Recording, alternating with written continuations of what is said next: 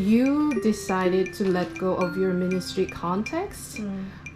It was, you say it's self-imposed sabbatical, but what again made you come to the decision that you have to let go of the previous ministry context and then leave the context behind with grace and Sure.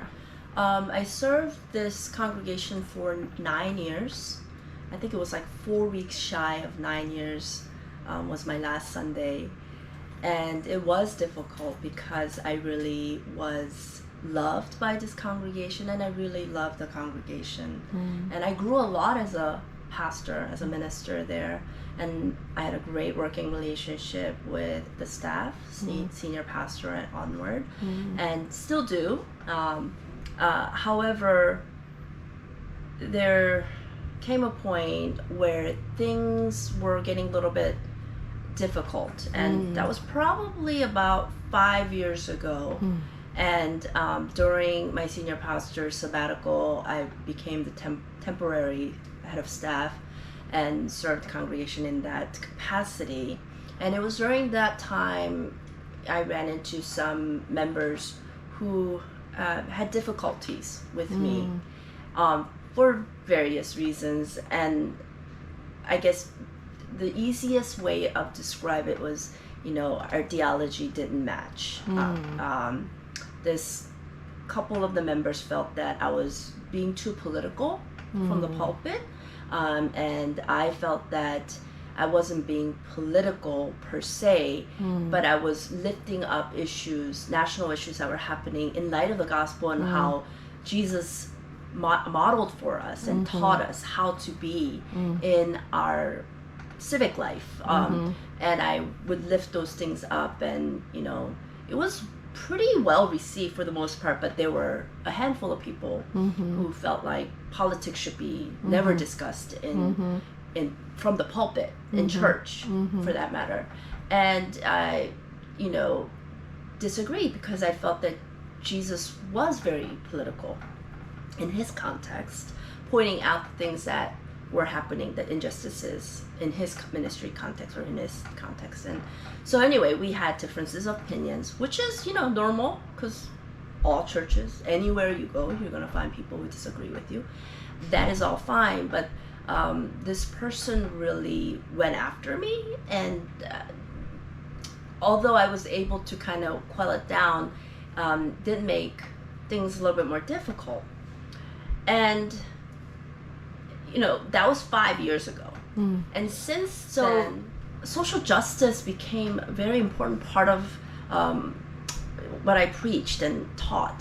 And I only preach once a month or so. So anyhow, it was always there. So I would get emails or comments at the door. I was verbally harassed, and there were some physical intimidation type of things at the door in the narthex of the church. I mean, those kinds of things, it happened regularly, but not frequently, but it happened regularly enough.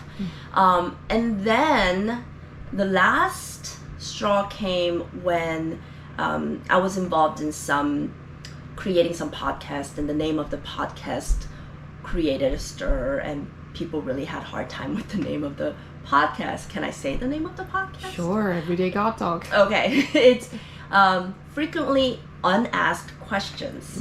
However, we used the acronym FUQ, and we thought we were being clever. And I still think it's clever because we see FAQ everywhere, right? Frequently Asked Questions. But this podcast was created with my coworkers, who are all minoritized women in ministry.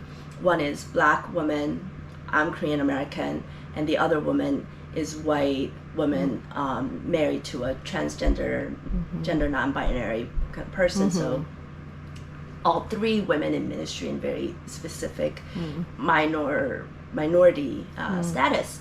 And so we look at theology differently. We look at life and ministry a little bit differently than the majority of our congregants who are in the suburbs of Northern Virginia, a predominantly white congregation. So anyway, this name of podcast created so much stir. Many people were unhappy with it, and there are people who were very supportive of it as well. Once they heard the content of the podcast. Was it that there were many who were worried, or many more who were appreciative or find it interesting? I would think that many more were supportive, especially once they got over the name, once they listened to the content, and those who were really against the name were a handful, and they were very vocal and very aggressive. Not even passive aggressive, which I can't stand either, but very aggressive in telling us what to do, which was to change the name. And it was at beginning connected with the church, because we really wanted to reach out to non-churchgoers, right? Because you know, there's so many young people who are interested in spirituality and all that, but was not interested in going to a church, especially during pandemic, still ongoing pandemic. So we felt that podcast presence would really open up doors to those who are interested in spirituality and things of faith and theology, but not wanting to go to church. So it was associated with church, but then when we realized that this was going to create too much stir, we didn't want to hurt the rest of the congregation, so we made it an independent project of ours on our own time, you know.